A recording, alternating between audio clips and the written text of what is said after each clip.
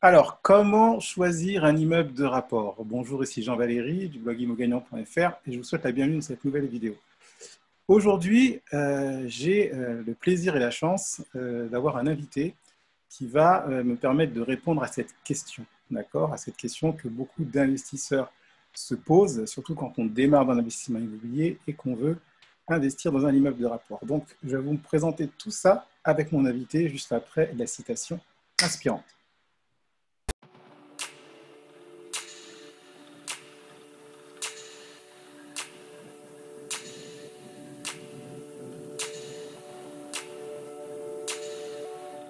Alors, avant de rentrer dans le vif du sujet, je vous invite à faire les deux actions suivantes. La première, c'est de vous abonner à la chaîne en cliquant sur le bouton qui se trouve sur la vidéo ou juste en dessous. Ainsi, vous serez sûr d'être averti lorsque je publierai une prochaine vidéo. Et la seconde action, donc si vous êtes nouveau sur la chaîne ou si vous démarrez dans l'investissement immobilier, je vous invite fortement à cliquer sur le premier lien qui se trouve dans la description pour que vous puissiez avoir accès à votre cadeau de bienvenue. Donc ce cadeau de bienvenue est un pack de formation, le pack Immo Starter. Donc j'ai créé ce pack spécialement pour vous, pour que vous puissiez réussir votre premier investissement immobilier rentable. Donc pour info, ce pack de formation est 100% offert pour l'instant.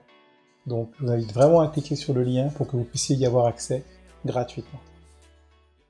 Voilà, on y est. Comment choisir un immeuble de rapport? Donc, Dominique, bonjour. Bonjour Jean-Valéry. Bonjour. Donc, Dominique Rodriguez de Barros, je suis vraiment content que tu aies accepté en fait cet entretien. Je vais juste resituer pour les personnes du coup qui nous regardent. Donc, Dominique, donc, tu es un expert en immeuble de rapport. Et la manière dont je t'ai connu, en fait, c'est que je t'ai connu il y a quelques années, puisque tu es l'expert qui est venu expertiser un de mes immeubles de rapport. Et tu m'as même accompagné lorsque j'ai voulu acheter d'autres immeubles de rapport. C'était toi qui étais là et qui a pu m'accompagner dans les différentes expertises. Donc déjà, je te remercie pour cela. Et c'est pour ça, c'est pour ton expérience, ta compétence, que j'ai souhaité que tu interviennes sur ma chaîne. Donc, je ne vais pas en dire plus, je te laisse te présenter avant de te poser une série de questions. Vas-y, la parole est à toi. Oui, merci Jean-Valéry. Bon, qui suis-je? Bon, petit-fils d'artisan et fils d'entrepreneur du bâtiment, qui m'ont inculqué les éléments de base de la construction, ce qui m'a introduit à la maîtrise d'œuvre et à l'expertise. D'accord. Je suis tombé dedans, comme dirait l'autre, quand j'étais petit. Hein. Tu es tombé dans la marmite. Je suis expert pour les compagnies d'assurance depuis 1980. Je suis installé maintenant aux Antilles, à Saint-Martin, en Martinique, Guadeloupe et Métropole. D'accord. Je suis créateur et président de Rénobat SXM, qui est une société de maîtrise d'œuvre pour la reconstruction, entre autres de Saint-Martin, qui a souffert énormément en 2017. Je suis créateur et président de DS Contact, qui est une société qui recherche des partenaires pour reconstruire. Et j'ai recréé dernièrement TechExpert. TechExpert, c'est l'expertise. C'est plutôt du conseil. C'est plus, à mon avis, ce qui va vous plaire que mes autres branches. D'accord. C'est complémentaire quand même. Hein. C'est vraiment un ensemble, je dirais, des fois inséparable. Voilà. En gros, vous avez tout de moi. Ben, écoute, très bien. Donc, ça veut dire que tu es quand même expert depuis 1980. Oui, ça fait ma 40e année. Ça fera 40 ans au mois d'octobre. Bon, voilà. D'accord. Tu sais que c'est ma date de naissance, hein, c'est mon année de naissance, hein, 1980. Enfin, je te le dis, je te le rappelle. Oui, un peu d'avance. Donc, tu es expert depuis que tu es arrivé au monde. Et toi, tu es Moi, j'ai expert. commencé comme simple expert, hein, comme brouillot, comme on dit. D'accord. Donc, j'avais une très bonne formation bâtiment. Donc, j'ai Bon. continué après comme je suis monté directeur d'agence, enfin de cabinet, directeur technique. Et en 2004, j'ai pris mon indépendance. D'accord. Et en freelance pour votre collègue. Bon, ben super. Et puis maintenant, tu es président de plusieurs entreprises, justement, de bâtiments. C'est très intéressant. Et à la fin de la vidéo, justement, tu pourras nous dire comment te contacter. Puis je mettrai les liens qu'il faut dans la description. Alors, dis-moi, comment, Dominique, comment choisit-on un immeuble de rapport? Alors, déjà, petit, grand, c'est deux choses. Il vaut mieux des fois avoir deux petits qu'un grand. Ah, d'accord. Et Oui, pourquoi? parce que deux petits, tu arrives toujours à les remplir. Un grand, Ah, un grand, ça amène du voisinage qui n'est pas toujours bon. ah Et, ben, et les querelles de voisinage, des fois, font que l'immeuble ne se remplit pas comme on le voudrait. Bien que l'immeuble est entretenu, bien que. Voilà. Tu en as un petit avec deux locataires, ça sera mieux qu'un grand avec six. Tu auras autant de d'accord. rentabilité au bout. Enfin, Ok, c'est mon très point de bien. vue. Hein. C'est mon point de vue. Non, mais c'est bien. Ben, merci pour ton opinion. D'ailleurs, je rappelle aussi que tu es investisseur immobilier, donc évidemment, tu es propriétaire de plusieurs immeubles également. D'accord, ok. Donc, vos Les petits. gens, il y a une étude rapide à réaliser dans l'agglomération où ils Ouais, veulent investir. Hein. Je pense qu'il faut déjà connaître l'agglomération pour savoir le type de personnes qui y résident, l'activité, s'il y a beaucoup de chômage, s'il n'y a pas, s'il y a personnes âgées, enfin voilà. Une population d'accord. jeune et étudiantine, il faut des petits appartements. Semi-meublés, c'est-à-dire qu'il ne faut pas trop en mettre non plus, parce que D'accord. malheureusement, il y a beaucoup de jeunes qui n'entretiennent pas bien. Donc il faut un D'accord. Ça peut minimum, arriver, oui. oui, malheureusement. Il faut un rapport qualité-prix normal, il ne faut pas faire du standing. D'accord. Il faut faire bien propre, que le jeune qui a un peu déboussolé de chez lui puisse dire ben, aujourd'hui, je suis un peu chez moi, chez mon confinement. Pas D'accord. pas Donc, le en Covid. gros, ton type de locataire idéal, c'est le jeune qui va essayer de trouver un premier logement, c'est ça, pour un peu son indépendance? Oui, ouais, bah, pour faire leurs études, pour commencer à travailler.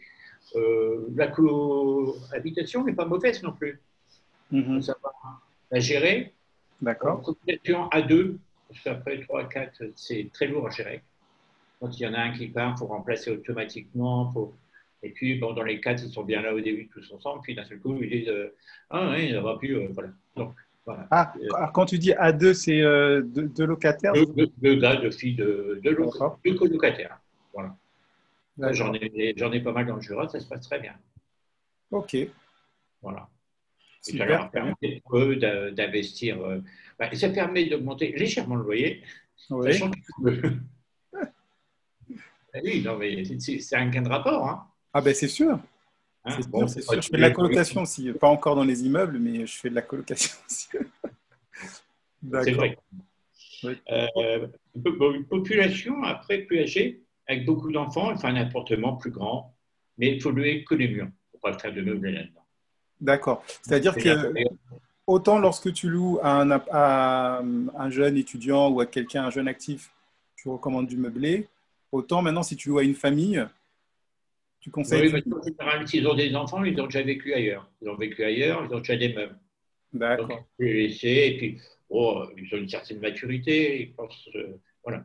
Hmm. Faut, D'accord. je crois qu'il Ok. faut éviter les appartements type à partir du F3 en meublé. D'accord. F1, F2, après, bon. Après, c'est au cas par cas, hein, mais ça, c'est quand on juge les gens qu'on peut le savoir. Quand on Mhm. les juge, quand on les voit. Il n'y a pas de miracle, c'est un problème de connexion. Exactement. D'accord. Alors, ma deuxième question, quels sont les points d'attention, les points de vigilance qu'il faut avoir? Tu viens d'en dire quelques-uns d'ailleurs. Mais quels sont Oui, voilà, les points d'attention lorsqu'on veut acheter un immeuble de rapport? Parce qu'il y a beaucoup de gens qui se disent, qui sont attirés par l'immeuble de rapport, des personnes qui n'ont pas encore investi dans l'immobilier ou qui ont commencé par acheter des appartements type studio ou F2 et qui veulent passer au niveau supérieur, prendre un immeuble de rapport. Mais il y a cette peur du risque qui est là. Donc, maintenant, je te pose la question, quels sont les points de vigilance, les points d'attention lorsqu'on visite un immeuble de rapport? alors, il faut s'imprégner rapidement du contexte local, de la population active, de l'âge moyen des gens. D'accord. Les gens ne recherchent pas tous le même type d'appartement. Exact. Donc, pareil, après, c'est aussi des choses qui vont s'apprendre au fil du temps. Des fois, on prend des claques, hein, mais Oui, voilà, ça peut arriver exactement. Mais c'est en prenant des claques et en se relevant justement qu'on arrive à aller plus haut. tout à fait. Après, il faut voir l'environnement général du quartier. Ouais. Parce que l'immeuble a beau être très beau, Si on est obligé de passer dans une zone rouge au milieu, avec les rues sales, bon, ben, les gens ne vont pas être attirés. Même si quand ils sont dans l'immeuble, ils sont très bien. Mmh. Ils vont être arrêtés. Donc, il faut regarder ça. Dans les accès, c'est-à-dire les sens interdits, les rues piétonnes, les zones de stationnement.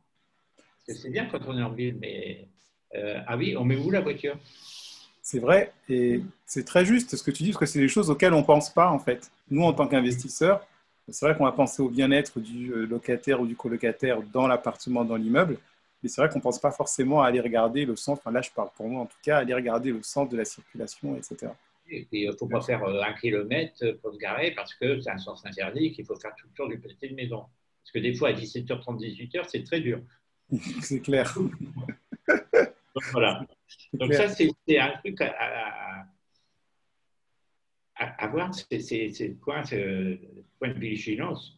Après, il faut les éléments rassurants aussi. Oui, c'est la troisième question. Quels sont les éléments rassurants quand on visite un immeuble? Qu'est-ce qui peut nous faire bonne impression, où on peut se dire, ah tiens, ça c'est bien, ça c'est rassurant. Le premier aspect, c'est l'apparence extérieure.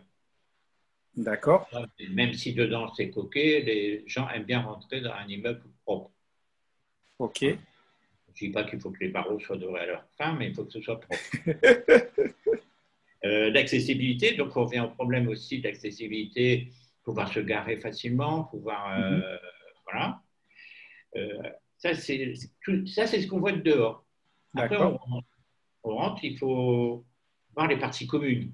Ça donne aussi un aspect des locataires. Ah, bah oui.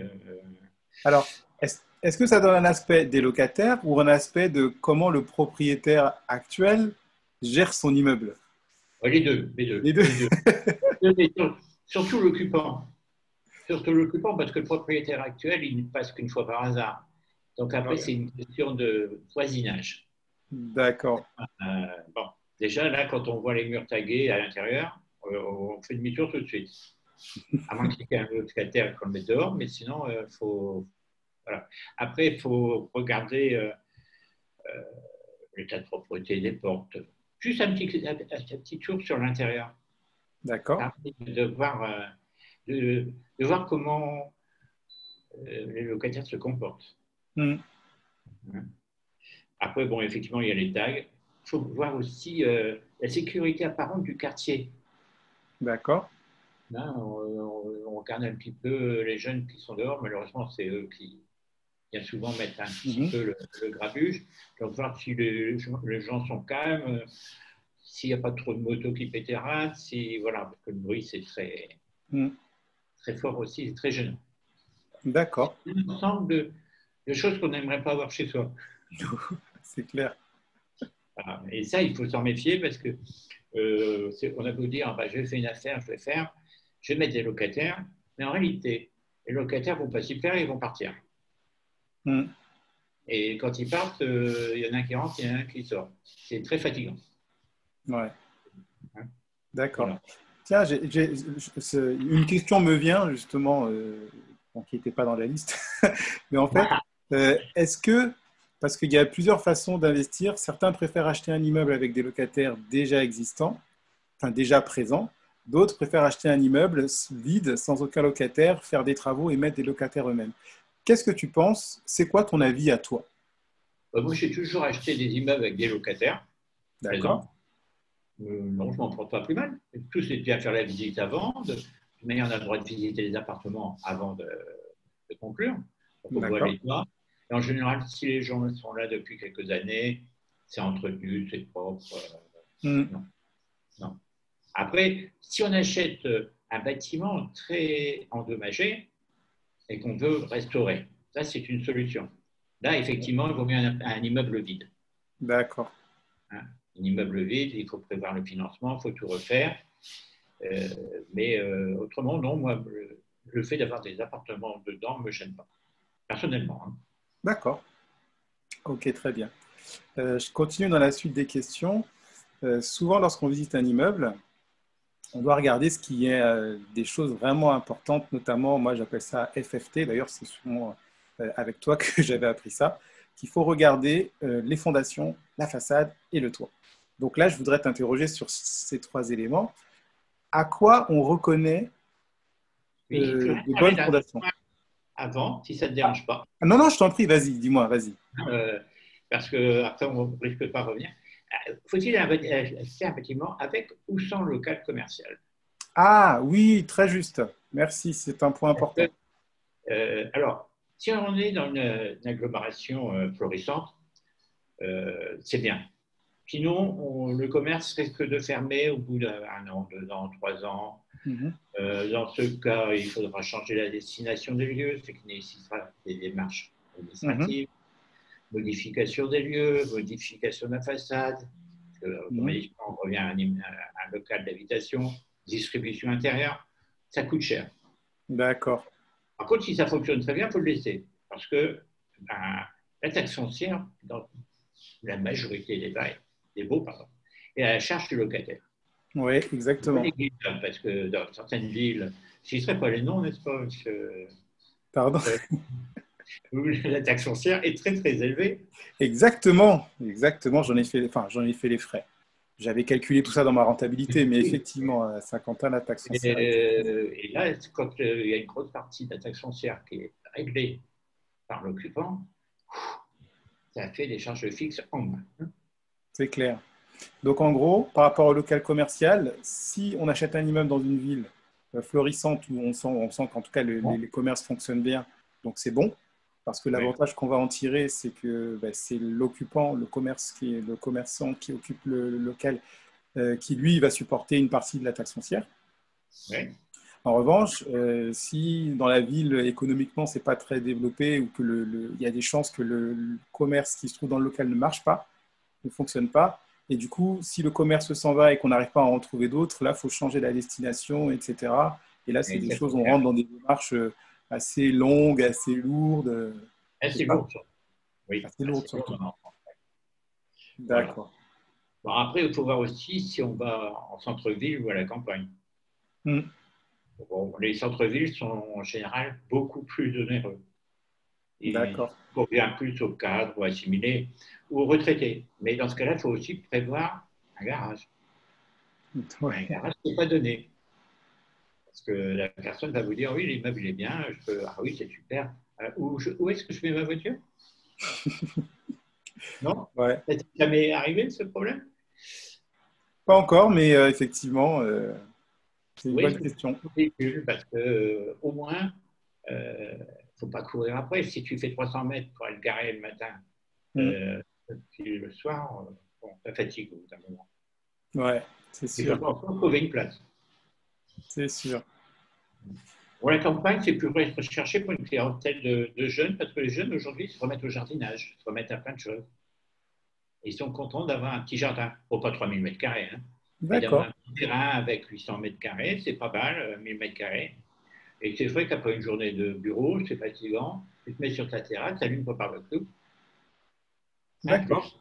Donc, c'est intéressant d'avoir un immeuble dans la campagne qui sera près d'une moyenne ville ou d'une grande ville.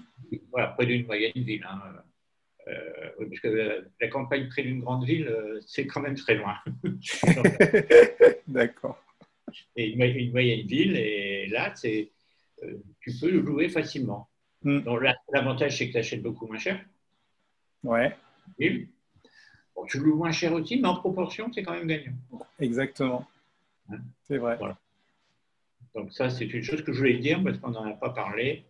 Mais très bien, mais écoute, on est là pour s'enrichir. S'enrichir en information. Voilà. D'accord. Et tu me posais des questions, excuse-moi. Ah oui, tu parlais des fondations. Oui, voilà, parce que moi, je parle beaucoup dans les vidéos concernant l'immeuble de rapport, je parle beaucoup de FFT, donc Fondation Façade Toit. Et d'ailleurs, c'est une question que je t'avais posée à l'époque quand tu avais fait l'expertise d'un de mes immeubles, où tu m'avais dit, ce qui est important, c'est garder les fondations, garder l'état de la façade, garder l'état du toit. Parce qu'en fait, alors, tu me dis si je me trompe, pour moi, c'est les choses qui peuvent vraiment nous coûter cher si on n'a pas fait une bonne expertise dessus. C'est cher. Donc du coup, il faut déjà faire les murs extérieurs quand tu arrives. Il faut déjà faire regarder les murs extérieurs. D'accord. Et déjà, tu vois s'il y a des lézards sur les murs. s'il y a de l'humidité, si en partie basse de l'habitation, il n'y a pas de joints défectueux. Bon, ça prouve déjà que la base est bonne. Donc, si la base est bonne, les fondations, il y a 19 chances sur 20 qu'elles soient bonnes. D'accord. Donc, alors, regardez l'état de la façade dans un premier temps. Mais, et en fait, l'état de la façade, c'est-à-dire que toi, quand tu regardes une façade, tu es déjà en mesure de dire si les fondations te semblent saines ou alors s'il y a l'air d'avoir un loup parce que je vois que la façade n'est pas en très bon état, c'est ça? tout à fait. Ouais, si tu vois aucune fissure sur la façade, si tout est clair, tout est net, tout est sec, bon, c'est tout. Je dis, tu as 19 chances sur 20 que ce soit bon. Après, tu as toujours le vice ou le défaut que tu ne peux pas voir à moins de creuser, mais tu as déjà un très bon aspect de l'ensemble. D'accord. Hein. Après, tu descends dans la cave. Donc, dans la cave, tu regardes aussi des fissures, parce que des fois, tu n'as pas de fissure extérieure, mais la cave, elle descend à 1,70 m ou 1,80 m plus bas dans le sol. Et là, tu regardes aussi s'il n'y a pas de fissure, s'il n'y a pas de briques manquantes, s'il n'y a pas… Bon, ça te donne déjà aussi l'état de la structure de base. Super. La structure de base est bonne, le reste continue, quoi. D'accord. Super, parce qu'il y avait une question qui suivait, c'était que faut-il vérifier dans la cave? Donc là, on y est. Si elle est ventilée. Ah, d'accord. Donc, alors, vérifier les fissures, s'il n'y a pas des fissures dans la cave sur les murs. Oui. Vérifier si elle est ventilée. Oui, ventilée, parce que si elle n'est pas ventilée, ça va t'apporter de l'humidité aux éléments au-dessus. D'accord. Aux pièces au-dessus. Donc, il faut quand même qu'il y ait une circulation d'air. Et il ne faut pas que tes locataires te boucher les bouches de ventilation en disant il y a le froid qui rentre. Non, le froid est très bon. Aujourd'hui, on est dans des maisons tellement confinées que tout le monde en meurt. Hein, voilà. D'accord. Donc, il faut ventiler, il faut y ait de l'air. Bon, il ne faut pas qu'il y ait des jours partout, mais il faut de l'air. D'accord. Et comment on vérifie que c'est ventilé dans la cave? Alors, on descend. Ouais, tu vois s'il y a des grilles déjà. Tu vois des grilles ou Ah, pas de je grilles. regarde s'il y a des grilles, c'est ça? Des trous, les bouches. Et il ne faut surtout pas les boucher. Il faut laisser cette air circuler. D'accord. Ça circule, ça ventile, ça enlève l'humidité apparente. Voilà. Ok. Ça, c'est une première mesure. Après, il faut aller plus loin. Mais bien sûr. Voir si elle est sèche au pied. S'il y a pas, tu marches sur le sol, en général, les caves ne sont pas bétonnées. Tu vois si la terre est humide ou pas. Si elle est humide, au mois de juin, tu te poses des questions. D'accord. Bon, alors c'est la troisième. Ok, les fissures sur les murs à vérifier dans la cave. Vérifier si la cave est ventilée, c'est-à-dire s'il y a des grilles où vraiment faut que l'air circule. Et vérifier l'humidité du sol, c'est-à-dire en fonction de si, comme tu viens de le dire. Rien qu'au toucher. Hein. Rien qu'au toucher. Si au mois de juin, c'est humide, il y a un loup. En juillet, oui, tu te dis, bon, qu'est-ce que ça doit être l'hiver? Et c'est pareil, c'est de l'humidité qui remonte après vers les étages. D'accord. Et si des fois, on trouve aussi, quand on est dans la campagne, par exemple, des caves extérieures à l'immeuble.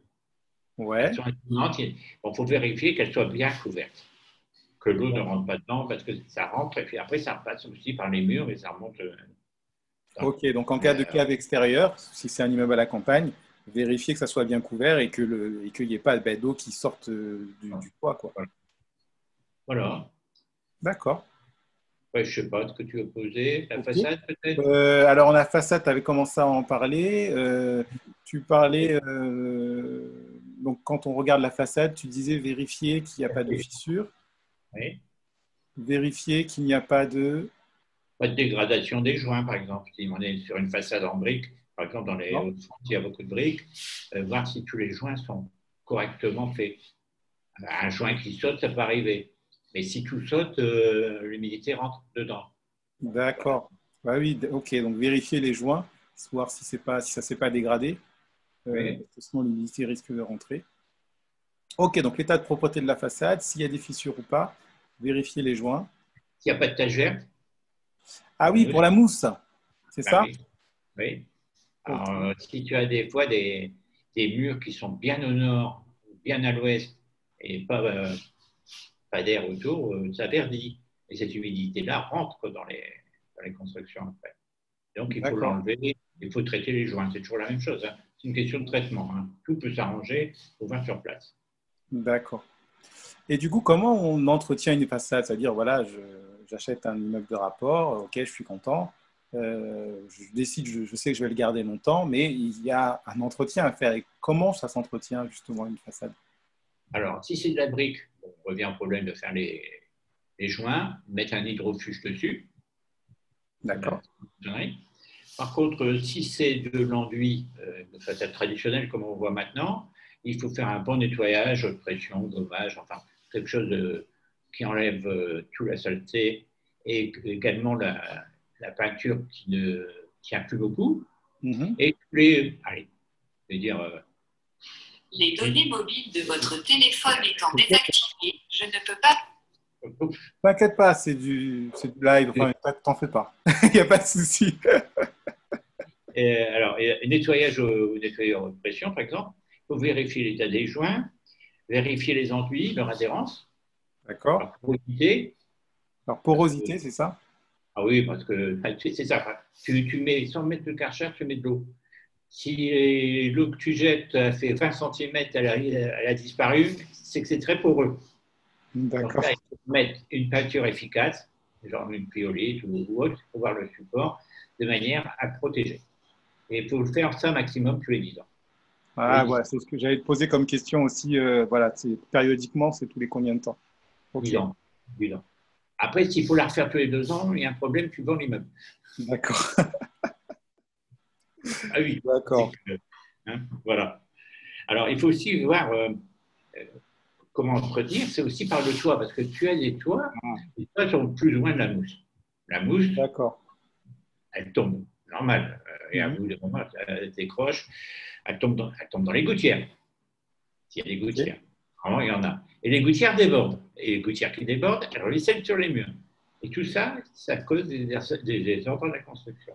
Donc, il faut faire attention à tout ça. C'est quand tu vas acheter, bon, il n'y a pas toujours l'artisan qui va monter sur le toit avec toi. T'as pas. Donc, oui, exactement. Déjà, avec ça, tu élimines beaucoup de choses. Ça te permet déjà de dire, bon, c'est pas mal. C'est pas mal, c'est pas mal. Okay. Après, si tu as un petit défaut, bah, tu appelles ton couvreur en disant, vous ne pouvez pas venir voir comme ça, juste. Même si ça coûte 200 €, faire une vérification, ça va quand même le coup quand tu as investi 200, 300, 400 000 €. D'accord. Ou même moins, mais voilà. Voilà. C'est bien que tu parles de toi, puisque c'était la prochaine rubrique. C'était à quoi reconnaît-on un bon toit? Parce que ça aussi, le toit, j'ai plusieurs personnes qui m'écrivent et qui me disent quand ils me parlent d'immeuble de rapport, mais comment tu as fait pour vérifier le toit? Parce que le toit, ça fait peur à beaucoup de gens. Parce qu'ils se disent, si je dois changer le toit, j'en ai pour des milliers d'euros. Donc, du coup, c'est pour ça que c'est bien que tu parles de toit, parce qu'il y avait la question, à quoi reconnaît-on un bon toit d'un immeuble? Bah, tu fais déjà toujours pareil, tu es là pour acheter, donc tu fais un examen visuel. Tu regardes les éléments de couverture, que ce soit les tuiles, les ardoises, voir si c'est aligné. Si les ardoises sont alignées. Bah, déjà, ça prouve que le toit est en état normal d'entretien, que le couvreur doit passer un peu de temps. La couleur doit être uniforme. On ait des ardoises grises, gris foncé, noires. Ça dit qu'il y a déjà beaucoup de monde qui est passé pour le réparer. C'est pas mal ça. Oui. Et effectivement, oui. Plusieurs modèles de tuiles. Ça se voit à l'œil nu, hein. Quand tu es devant, tu dis tiens, c'est bizarre. Bon, donc ça doit être aussi uniforme. À moins que tu aies eu un toit qui a subi une tempête. Alors, une tempête, en général, bah oui, mais il te manque allez, 20 mètres carrés de tuiles neuves sur 70 en façade. Tout est parti. Bah, tu remanies, tu fais un remaniement de la couverture, tu remets 50 mètres carrés en bon état, avec les tuiles existantes, et tu remets 20 mètres carrés de tuiles neuves à côté. Tu fais des bandes. Et là, effectivement, tu vas avoir une différence de teinte. Et sache que ton toit sera en très bon état pour autant. Ah, ok. D'accord. Voilà. Ça veut dire que s'il y a une différence de teinte, mais que c'est vraiment marqué, c'est d'un côté et de l'autre, c'est sûrement que le toit a été, enfin, une partie a été changée suite à une tempête. Maintenant, oui, parce que par exemple, les Hauts-de-France, on a souvent des tempêtes, il y a beaucoup de tuiles. Effectivement, on ne va pas refaire tous les toits à chaque fois. On fait, hein, donc ça, c'est à vérifier. Ok. Les gouttières, les descentes d'eau pluviale, si elles sont encore là. Ouais, descentes d'eau pluviale, ouais, les gouttières, ok. Les gouttières et puis les descentes qu'il y a de chaque côté. Enfin, tout ça en bon état. On voit tout de suite si ça fuit, parce que s'il y en a une descente qui n'est pas bonne, qui est bouchée, je regarde le mur derrière, il est vert. D'accord. Et ça veut dire que c'est bouché en bas. Voilà. Tu vois, ça, c'est une façon de reconnaître un bon état. Ok. Et comment ça s'entretient un toit? Comment et combien de temps? Alors, Combien de temps périodiquement? combien de temps? Ça dépend s'il y a des événements climatiques réguliers ou pas. Ah oui, d'accord. Fort, bah, tous les 2 ans, il faut que ton Alors, couvreur y passe. alors, il y a juste eu Oui, un petit blanc, je t'entendais plus. Donc, tu as dit ça dépend s'il y a des événements climatiques. Et ensuite, vas-y. oui. Oui, s'il y a une tempête tous les 2 ans, Mhm. fais passer ton couvreur. Ça D'accord, va peut-être mettre d'état. d'accord. Hein, parce qu'il y a des tuiles qui peuvent être glissées, des ardoises glissées, on ne les voit pas vraiment. Et Ouais, après, ça crée des fuites. Et, voilà. Hein. Et ça, d'accord. il faut le faire. Ça fait partie de l'entretien du bâtiment. Hein. Mm. On ne peut pas d'omelette sans casser deux. Hein. Donc, il faut savoir. Quand on investit, on sait qu'il y a quand même des investissements qu'il faut faire régulièrement. Des petits D'accord. investissements. Voilà. Et ça, le couvreur, faut que tu le fasses passer à peu près combien de temps? Enfin, tous les 2 ans, Ou une fois tous les 2 ans. Une une fois fois tous les tous les deux deux ans, ans. il passe 2 heures, 3 heures. Il passe 2 heures, 3 heures. Il va regarder, il va dire bon, oui. Et, ah ben, il n'y a rien, je suis passé 4 heures à 50 euros, D'accord. 60 euros. Voilà, c'est tout. Mm. Mais il vaut mieux prévenir que guérir. D'accord, Parce c'est que sûr. l'eau fait beaucoup de dégâts. Mm. L'eau, c'est très dangereux. Hein. Le quoi? Ça s'infiltre dans les... Ah L'eau oui, est très dangereuse. ouais. Mm. Voilà. D'accord. Donc, Et ça dure combien de temps, la durée de vie d'un toit? Enfin, je te dis ça parce que moi, souvent, quand je visite des immeubles de rapport, une des questions que je pose, c'est depuis combien de temps il a été changé le toit? Alors, des fois, on va me dire, ah ben justement, c'était très récent, ou voilà. Et pour toi, toi qui es un expert, la durée de vie, combien de temps ça dure un toit? alors, il y a différents toits. Bon, je vais prendre la tuile, l'ardoise. Euh, En théorie, 40 ans. Ah En ouais, pratique, 70. ah En ouais, pratique, 70. Et oui, si à chaque fois qu'il y a une tempête tous les 2 3 ans, tu payes 20, 200 ou 300 euros pour venir faire les petites réparations, ton toit, il va durer. ah, ça veut Il dire va qu'un durer. un toit bien Et donc, entretenu, voilà, 70 ans hein, d'accord. pour la tuile et l'ardoise. Après, si tu as un toit, par exemple, en tôle, en plaque Mhm. d'amiante ciment, là, comme il y avait avant, c'est 30 ans. Parce D'accord. qu'au bout de 30 ans, il risque de passer au travers si tu rentres dessus. Mhm. Donc ça, c'est... Et puis après, il faut le repeindre régulièrement et il n'y a plus personne qui veut monter pour le peindre. Parce que justement, tellement c'est fragile. D'accord. Donc, du bardeau d'asphalte, 25 ans, Alors, pas 25 ans, plus. c'est quel, c'est Du 25 ans, bardeau c'est quelle d'asphalte, période? le shingle. Shingle? Ouais. Ah, Shingle, c'est américain, mais le bardeau d'asphalte, Ouais, c'est d'accord, d'accord. de l'asphalte collé en forme d'ardoise. D'accord. Ça, c'est pas cher. Hein. Tout le monde a monté ça dans les années 60. Les gens l'ont laissé, ça a pourri qu'aujourd'hui, on dit il n'y a plus rien. Bon, Ok, voilà. Donc ça, euh, c'est pas fait pour, quoi. d'accord. Bon, en tout cas, je retiens qu'un toit, s'il est bien entretenu, que ça dure très longtemps. Tout à fait. Et D'accord. personnellement, chez moi, les miens ont duré de 1924, tout a été reconstruit à l'époque, tout le village, jusqu'en 94-95, donc 70 ans. Hmm. D'accord. Ok, Et couvre-up, c'est cette petite vérif. super. Bon, merci Si pour tu l'info. ne fais pas de vidange, tu fais pas de vidange à une voiture, ben, elle ne va pas durer longtemps. Ah, ben effectivement, c'est vrai, c'est vrai. C'est une bonne image, c'est une bonne comparaison. Voilà. D'accord. Ok. Hein, Maintenant, je voudrais te poser la question, où est-ce qu'on trouve, sauf si tu veux rajouter des choses sur le toit, c'est bon pour toi? c'est bien, on a cerné les 4 problèmes tuiles, ardoise, plaque ondulée et puis bardeau d'asphalte, hein, c'est les principaux. D'accord. OK. Donc, dis-moi maintenant, je voudrais bien savoir où est-ce qu'on trouve, où trouve-t-on un expert pour expertiser un immeuble, justement? Parce que moi, j'ai eu un peu de mal à te trouver à l'époque. Nous, Oui, nous, on est là.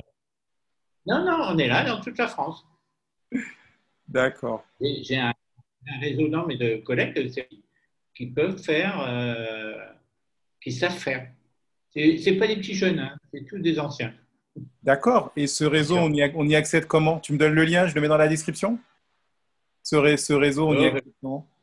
je vais te le donner, je te l'enverrai, pas de problème. D'accord. Bon, ben, le Hein, lien est dans la description alors.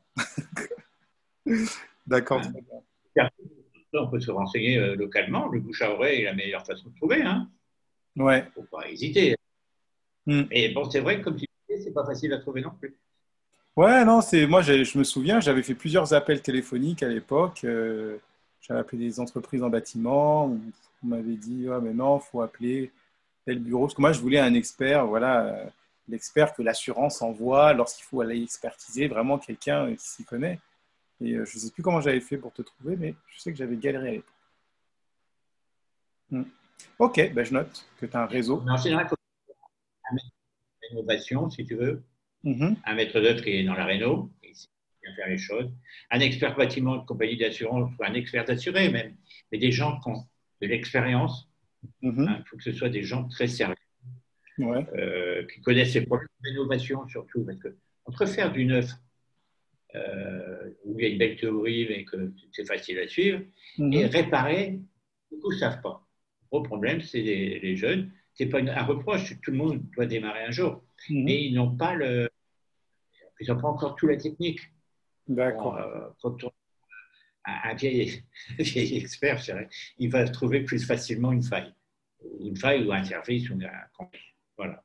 Hein. D'accord. Mais surtout pas faire ça par un agent immobilier. Hein. Bah non, c'est pas son J'ai métier. rien contre. Non, non, l'agent immobilier, Ben c'est non, pas son métier. il va vendre. Alors, il va dire que c'est rien, que voilà. Hein. Il faut quelqu'un avec beaucoup d'expérience technique et relationnelle. Mais non, D'accord. moi, les immobiliers, je ne lui demande jamais ton avis. Ok. Bon, ben c'est bien, Lui, c'est comme ça que tu réponds à la question comment choisir un bon expert. Donc, du coup, tu viens d'y. Tu viens. pas Tu- comme hein, voilà, voilà. Après, qu'est-ce que tu veux qu'est-ce qu'il faut expertiser dans l'immeuble, peut-être. Exactement. Que faut-il expertiser dans l'immeuble? C'est-à-dire que quand La on. couverture, Ouais, enfin, ça revient un peu de ce qu'on a dit, mais je te laisse parler. Oui, donc la couverture. par contre, la structure, les menuiseries extérieures, les installations. Voilà, c'est le principal. Alors, couverture, structure de Ouais, l'immeuble, charpente. charpente. Ouais, Alors, la charpente, il faut se méfier parce que c'est là où on retrouve beaucoup de vis de construction. Parce que d'accord. les charpentes, on a fait un doublage en surface pour Mhm. éviter les infiltrations, pour éviter ceci, cela. Mais on n'a fait aucune ventilation. Alors, des fois, les couvreurs sont venus, ils ont reposé la couverture au-dessus, mais ils ont laissé la charpente. Et puis la charpente est pourrie. Ah, Et la puis quand la charpente. charpente, Oui, la charpente, c'est ce qu'il y il a faut juste tout. en dessous de toi, c'est ce qui tient le toit, en fait. C'est ça. Ouais. Et ça, il faut faire attention parce que on fait des fois du cache-misère Mhm. et on laisse le fond. Et quand ça pourrit, c'est fini. D'accord. Ok. Voilà. D'accord. Bon, Donc, et puis, toi, je l'ai charpente, façade, structure ouais, et ouais, menuiserie mais et extérieur, installation hein, électrique. extérieur. Oui, voilà. Et installation C'est les électrique. principaux. D'accord. Ok. Maintenant, combien coûte une expertise? Parce que l'expert qui va se déplacer pour analyser tout ça, Mais vraie, voilà. vraie expertise. Oui, Non, mais quelque chose de concret avec des résultats, même voilà. s'ils ne plaisent pas toujours, mais avec des résultats. Oui, voilà. Bah, je dirais minimum pour un petit risque, c'est 500 euros. D'accord. Et puis ça peut aller jusqu'à 2000. Hein. Bon, pas un immeuble HLM, hein. C'est un peu plus cher. D'accord. Bon, après, il ne faut pas regarder à 500 euros près, ça doit être sérieux et valable. Parce Exactement. que c'est 2 000 euros pour 200 000 encore. C'est Exactement. important. Exactement. 1,5% de la valeur. Voire plus, Hein. si toutefois l'immeuble coûte plus cher. Oui, encore des petits immeubles de campagne. Hein. Donc, il ne faut pas hésiter à le faire, même si on les paye pour rien parce qu'il n'y a pas d'aboutissement. On se dit, mais tout compte fait, j'ai gagné de l'argent. Ouais, exactement. Ouais. Et d'ailleurs, que Voilà. doit contenir tu parlais d'expertise valable justement, donc, que doit contenir un rapport d'expertise? Donc quand voilà, une bonne expertise pour toi, ça doit contenir quoi dans le rapport? Des photos, D'accord? un descriptif du dommage, de ce qu'on voit d'anormal. Si on D'accord. prend une photo, c'est qu'il y a une anomalie. Mhm. Le coût approximatif de la réparation. D'accord.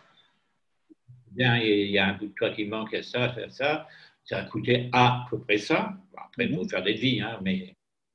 Et puis, bon, quand tout ça est bien fait, il ne faut pas oublier que ça doit permettre de négocier le tarif vis-à-vis du vendeur. Exactement. Oui, c'est vrai, Oui, parce qu'après, ça peut être un document où on vient, comme ça, on n'a pas sorti un prix du chapeau. On dit, écoutez, j'ai réalisé une expertise que j'ai payée moi-même. J'ai le rapport d'expertise qui m'explique, voilà ce qui ne va pas dans l'immeuble, ce qu'il faudrait, ce qu'il conviendrait de faire et à peu près le devis approximatif. Donc, c'est vrai que c'est un argument aussi pour diminuer le prix et un argument valable, tangible en plus. Donc, c'est vrai que c'est une bonne remarque que tu soulignes là. oui, parce que tes 2 000 euros que tu as donnés, tu les récupères 10 fois plus, C'est clair. au moins. Ouais, C'est pour ça. Voilà. d'accord. Et on arrive bientôt à la fin. Dans ta carrière en tant qu'expert, quels sont les vices cachés les plus courants que tu as rencontrés? Quand il y a le problème de la charpente, ça Ouais, c'est ça charpente c'est. qui est complètement pourrie, vermoulue en dessous de la couverture. Ma couverture a un peu baissé, il y a un truc, qu'est-ce qui se passe? Tu vas en dessous, tu enlèves l'isolant qui est en dessous et tu dis, ah, il n'y a pas de ventilation, il n'y a pas d'air. Donc voilà, Ah, c'est principal. d'accord. Après les installations, c'est beau d'avoir un beau tableau de protection tout neuf devant. Il faut peut-être regarder l'arrivée des fils. Parce que j'ai vu des D'accord. beaux tableaux faits avec allez, la filerie date des années 50. Alors D'accord. aujourd'hui, on a quand même beaucoup d'électricité dans les habitations, Mhm. beaucoup plus que dans les années 50 d'ailleurs. Ouais, Et si on fait un beau tableau, si on rajoute un appareil, un appareil, on crée le court-circuit, l'incendie. Donc d'accord. à vérifier derrière le tableau, c'est facile. On regarde au niveau du compteur, on voit. Ok, donc c'est vrai que ça c'est au niveau du tableau électrique. C'est vrai qu'il y a des nouvelles normes qui sont apparues et pour être aux normes, Oui, il y a certains enfin, il suffisait juste de changer, de mettre un 30 milliampères, il me semble. Et oui. parfois, c'est vrai qu'il y en a qui se contentent juste de mettre ça, et puis ils vont peut-être juste changer l'aspect du tableau, mais en fait, derrière, tous les fils qu'il y a derrière, ils n'ont pas forcément été changés, et donc c'est ce qui peut arriver, et ça peut être un des vices cachés, quoi. Mais un moteur de Bugatti sur une deux chevaux, elle ne roulera pas plus vite parce qu'elle va s'écraser tout de suite. C'est sûr, c'est sûr. Hein. Après, aussi, il faut vérifier, il n'y a pas qu'à l'intérieur qu'il faut vérifier. Il faut voir si ton immeuble n'est pas dans une zone inondable. Il faut te Ah, renseigner à côté. Hein, parce qu'il y a des fois des zones qui sont inondées en cas de pluie, orage, crue. Et tu vois ça 3 mois, 6 mois après que tu l'as acheté. Et là, tu n'es pas bien. Alors, tu fais un petit tour des voisins, des maisons voisines, en disant il y a de l'eau beaucoup chez vous, il y a ci, il y a ça. Surtout chez les d'accord. personnes les anciennes, ils vont te le dire tout de suite. Les nouveaux ne vont pas te le dire parce qu'ils aussi, on s'est déjà fait avoir en tant que. Donc, D'accord. voilà. Ok. Et puis après, les nuisances sonores intérieures et extérieures. Il faut regarder si la ligne de chemin de fer passe pas trop près. Mhm.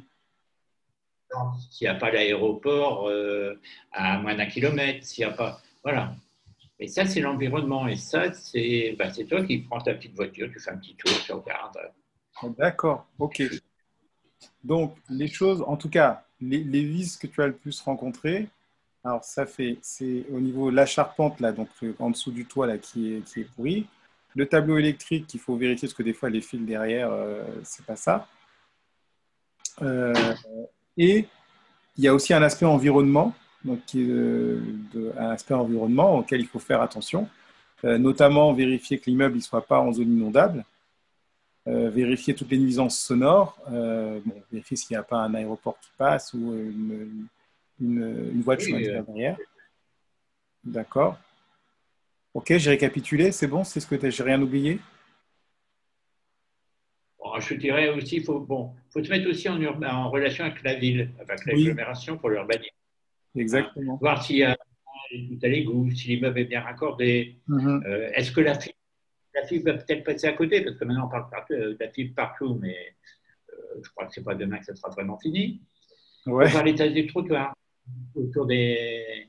Parce que parfois, les trottoirs des voisins qui sont en mauvais état, enfin, de la route qui sont en mauvais état, ça coule partout, ça crée des nuisances. Et ça, tu le vois quand tu vas dans les cas. Voilà, moi je crois qu'on a fait le tour. Bah écoute, oui, hein, tu nous as donné les derniers conseils, les dernières précautions. Donc, les questions étaient assez complètes.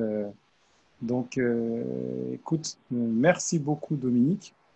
Donc, dans la description, je mets les liens donc de tes entreprises pour que les gens puissent te contacter ou contacter ton réseau. Si toutefois, ils ont besoin de… Tout est centralisé à Saint-Martin. Pardon? Tout est centralisé à Saint-Martin. D'accord. Donc, tout. Ok. On gère tout.